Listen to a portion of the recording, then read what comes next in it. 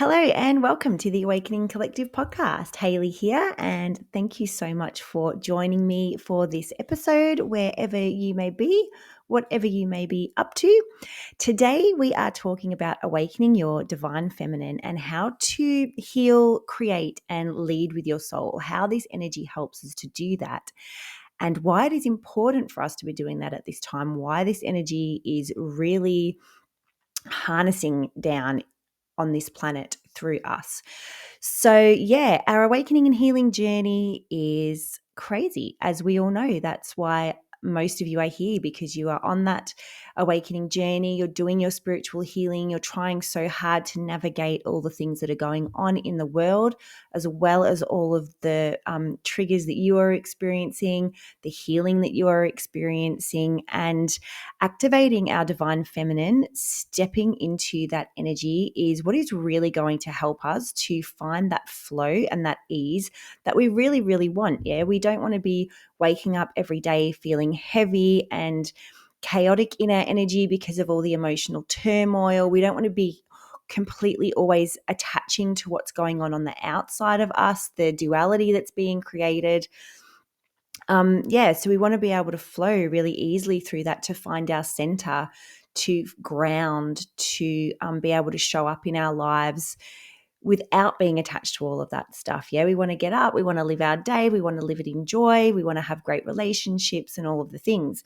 And yeah, like I said, this divine feminine energy that we are now anchoring onto the planet is helping us to do this. And we're going to talk about the traits of that divine feminine energy today. Not all of them.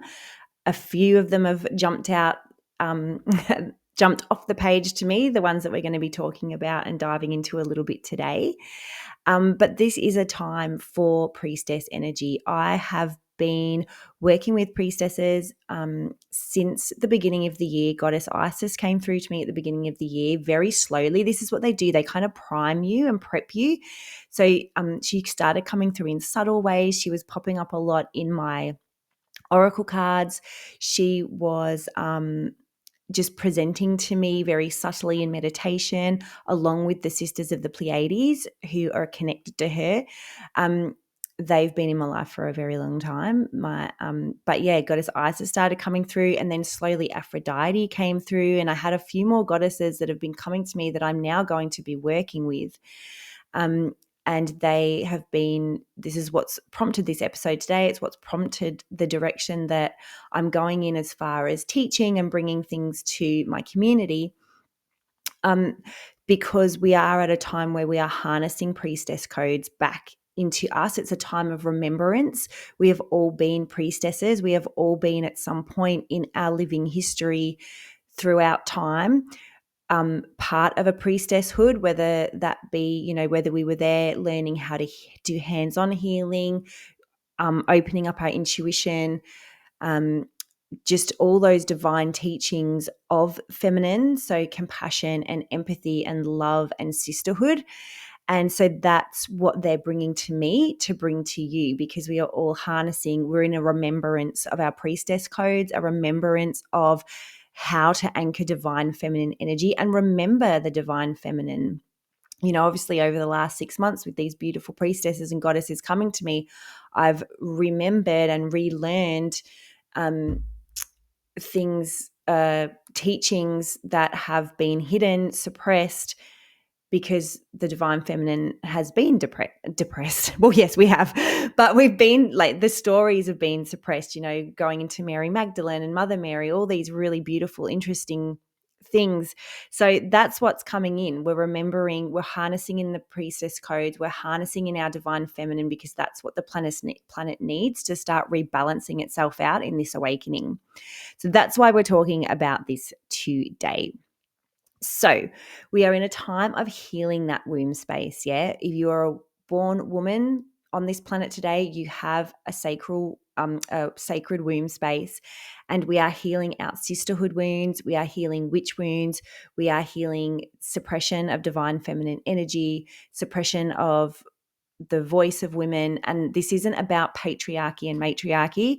This is just about harnessing in the traits that I'm about to talk about that we've been disconnected from, because we all live very much in our masculine energy.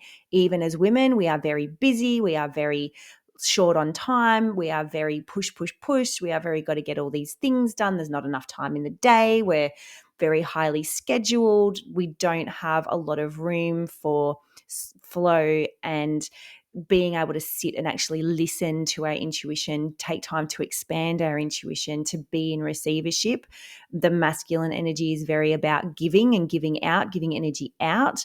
And so it's become very hard for us as a humanity, not just in women, but to actually be in receivership, which is something we're going to talk about today. So yeah, we want to be healing our stuff in the womb space so that we can, because this is also our creative center, it's our birthing center, not just in terms of actual children, like in terms of our creativity and what we bring to the world, our manifestation.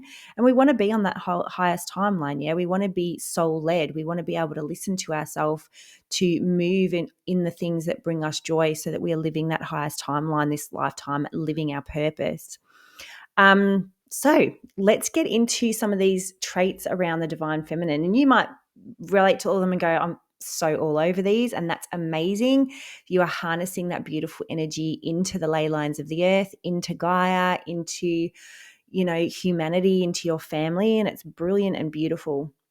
But yeah, so some of them you might go, yep, I'm all over that. Some of them you might be like, okay, yeah, I can work on that. I can expand on that. So the first thing I want to talk about is the fact that the divine feminine is cyclical. And this is something that we have been cut off from in many, many ways. So starting with our own cycle, our feminine cycle, our menstrual cycle, there are energies in that we do not harness, that we do not use. There are, as we move through our month. So, the week when we are in that space where we are shedding is a time of sort of like the winter time. So it's a time for reflection. It's a time for deep intuitive connection. And back in the day, and I'm talking tens of thousands of years ago, when women on the cycle would go to the red tent, it was a time of being pampered and tended to by the other women, but it was also a time where we would get massive downloads. And so we've been cut off from all of that just through, suppression of the womb space, but also, just in society at this point in time that we're living at the moment. So we've got that winter space, but then we've also, that goes into spring. So we have a spring week within our cycle. We have a summer week in our cycle where, we're ready to go out and be living. And then we have that autumn where, we start to sort of come back in a little bit. We're a little bit more reflective. And this happens on in the weeks of the month as our cycle goes, that we cut off from, that we don't really tend to flow with and use. So we've got our own cycle, but then we've also got, the seasons. We don't live with the seasons. We don't live with the food of those seasons. So therefore we're not living with the cycle of our body, because, our body needs different things in different climates at different time of the year, depending on what's going on energetically and all of those things. So we're cut off a lot from that too. Don't get me started on daylight savings and what that has done to cut us off from the planet and, the natural cycles of wake and sleep and rest. So we've got that as well. So yeah, it's the divine feminine is very cyclical, and it's coming back into, as much as we can, moving with those cycles, the moon cycles, the seasonal cycles, all of those things. And it's very grounded. A lot of the time when we move into a space of spirituality, and I've done a podcast on this as well, so you can go back and find it if you want to look into this a little bit more. But when we get into spirituality, connection, intuition, we get so focused on our upper chakras, which is great. We want to be working on that space, but it's pointless if we're not grounding, right? We are a multidimensional being. So if we are not grounding down into that womb space, you can put up your vision board and stare at it all day and, future cast, I want this and I want that. But if you're not grounding that down into the creative womb space, into the creativity of the sacral chakra, you're not actually going to do anything with it or move forward if you're not grounding it into the energy of the earth and grounding it into your body. So we do want to make sure that we have that beautiful connection to Mother Earth, and, not just the crystalline core of the earth, but also at the ley lines.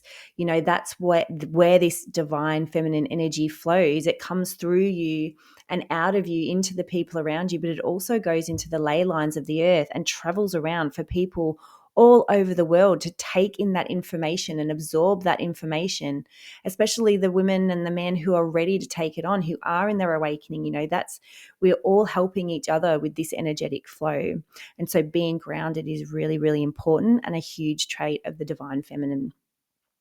So the next thing I want to talk about is emotional intelligence. So it's really that space where we can feel a trigger, we can feel emotions come up, and we honor them. We listen to them, we feel them, we acknowledge them. We allow them to move through us rather than getting attached and starting arguments and reacting and or getting down on ourselves because we feel a certain way. We have the capacity to hold space for ourselves and hold space for us in the time that we're feeling those emotions. But it only takes 90 seconds for an emotion to go through you. So if something happens and you get triggered and you get angry, being in divine feminine and being awakened and being in spirituality isn't getting to a place where you don't feel anything. We're going to feel.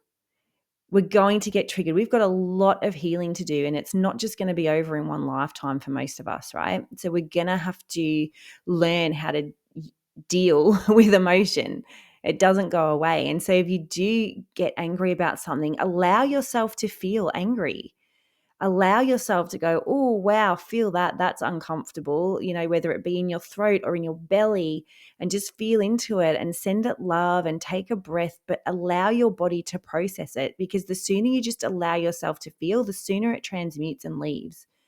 And so having that emotional intelligence and being able to acknowledge what's going on within that, where it's come from, reflection is another, which is on the list, but not something I was going to talk about today. But it's, having that reflection and going, wow, where did that come from? How can I, is there anything? And sometimes you don't have to do anything with it or learn anything from it. You just got angry or sad or whatever, and that's okay. Yeah. So it's about understanding that. So the next thing I want to talk about is surrender and flow. This is, for those of you who are on my email list, I told a story about this last week. Like the week before last, I was really struggling with surrender, and I still do. Like nothing's changed in a couple of weeks. Like I have to really remind myself. This is something that I'm really learning as these beautiful priestesses are coming forward to me and anchoring me more into that divine feminine. This is the one thing that I'm really going, oh my God, is letting go of my own timeline, letting go of the way I think things should be playing out or being done. And, especially with timing. And we really do have to surrender to that, because there are gaps that we don't know about. There are things that we can't see, and there may be things that we want, and maybe we're doing the things as well, but there are things that are happening in the background that we may not be aware of yet, that our intuition may not have brought through yet, or that it may not seem apparent to us yet. But I think surrender to me, especially at this point, and you can let me know if you agree or not in the comments, but is really about timing and the timing that you want. And it's my birthday tomorrow and at the time of recording this, and I'm getting closer to 50, and I've never had a thing with age. I've never cared about getting older or anything like that. But all of a sudden I'm like, I've got this, oh my God, I'm running out of time. And because I think I've been in that space a little bit, I'm finding it hard to surrender, because I'm like, oh my God, I'm running out of time. Like, yeah, it's been a really weird thing, because I've never really thought about it before or even been bothered about it. But surrender is a tricky one. Surrendering a situation, surrendering a relationship, surrendering, when you want something by a certain time, whether it's a new car or a certain amount of money or a relationship, we have to surrender. And, I just like to ask, well, okay, is there anything else that I need to learn? Like, is it a me problem? Is it because there's something I still haven't let go of? Is it because, something that I need to learn? first, or is it just something in the background energetically that's waiting to come into alignment? And so I think asking, again, this is, so I think the idea of being reflective as the part of the divine feminine is kind of weaving into everything. But yeah, it's just kind of being reflective and asking those questions and asking your intuition, asking your guides, is there something that I need to do to help this to align? Or is this just a matter of like allowing the energies to come together? So that's surrender and flow. So the other thing that we're really starting to bring forward with this divine feminine energy, and something you can start anchoring in as you begin to activate your priestess codes, is compassion. And compassion and empathy really lead to being a good space holder for people. So yeah, just being able to sit with a friend or even somebody that you don't know. I mean, I've always been that person where strangers come up to me and start telling me their problems on the street while we're waiting for the bus or whatever. I mean, this is right from when I was 17, and I didn't know much about the world, but I used to sit at the bus stop and older ladies used to come and sit and just blurt out their life story. And I'd be like, yep, okay. And I didn't know what to do with that at 17, right? Um, but all I did was just listen, and that's all they want. That's all people want sometimes, and you know it yourself. Sometimes you don't, you want to sit and talk about what's going on with you to a friend or a family member, and you don't want their opinion. You don't want them to tell you what to do or where to go or to get over it or to, do this or do that. You just want to be heard and held while you're in that space, and that's what the divine feminine brings. Just sitting there with compassion, love, and empathy, and just allowing that person to be who they are in that moment, release what they need to release without judgment, without opinion. I mean, if they ask you, if they turn around and say, what do you think? Or, if you are intuitive, and they know you are, and they ask you to pull some cards for them or whatever, then yes, do it if they ask. But if they don't, then it's about just sitting and listening and holding space for them to just be in that energy, release what they need to release. And I don't want to go too much into empathy. I've talked about this a little bit before, but if you identify too much as an empath, empathy or being an empath is like, it's a tool, not an identity. And if you're attaching too much in an identity of being an empath, rather than learning how to use it as the tool that it is, you're going to struggle. And I understand that, it is very hard when you do like really feel people's emotions, whether it's their anger or their sadness.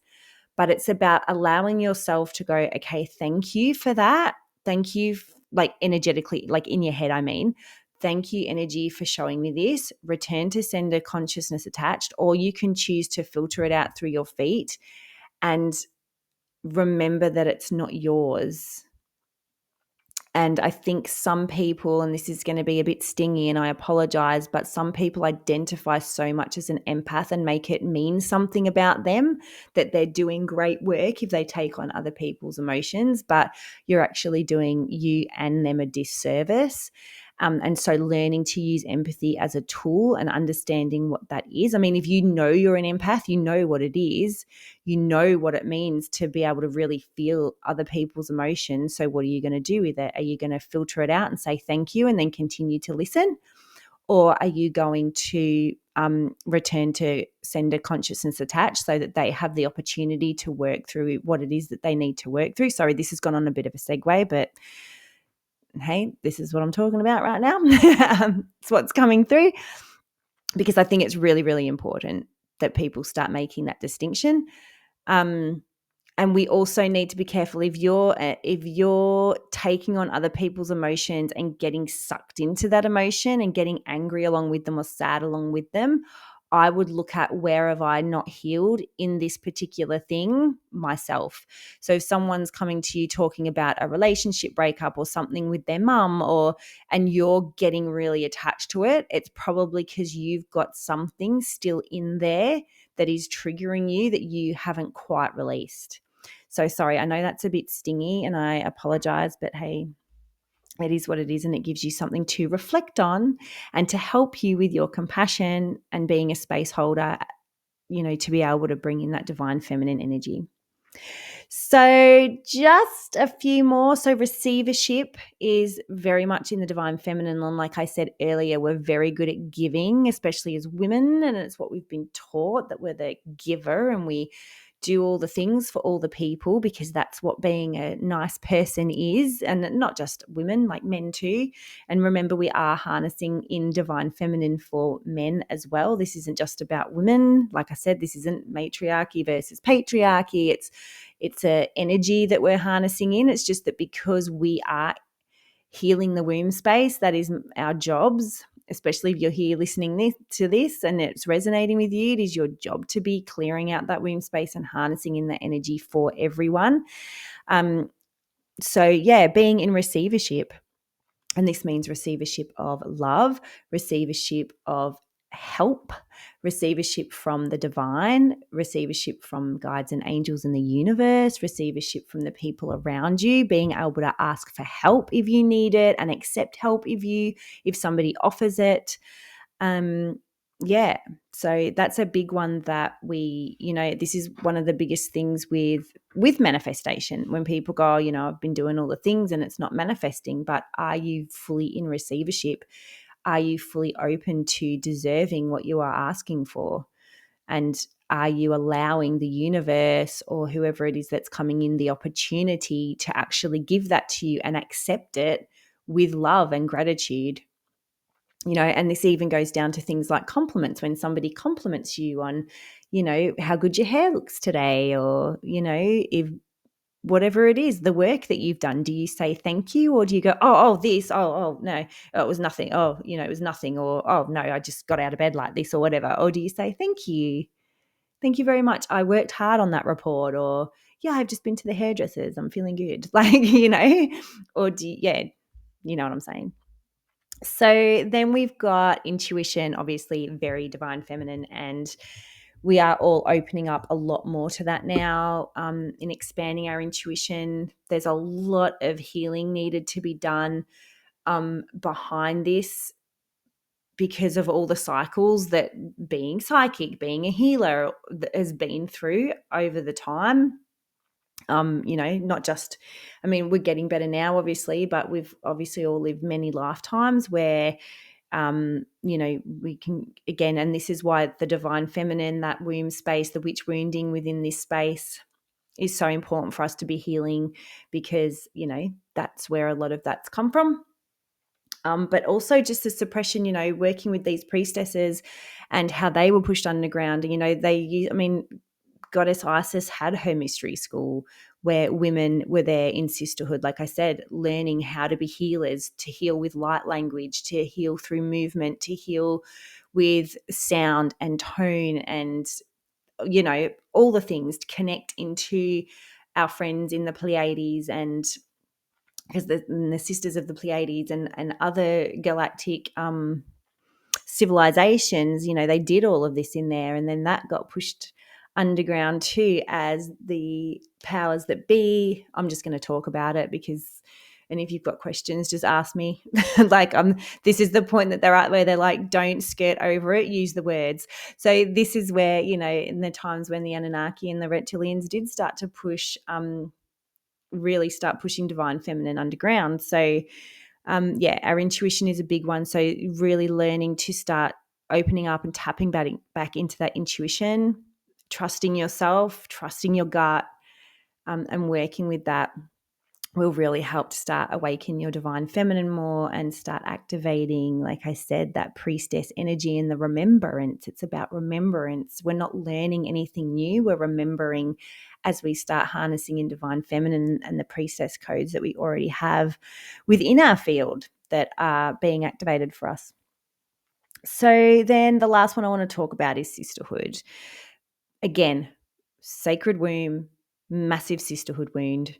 This is why once girls get to high school, they all just start bitching and whinging about each other. It's a trigger. It's an Akashic record. It's a karmic loop from many lifetimes, going right back to the Amazonians.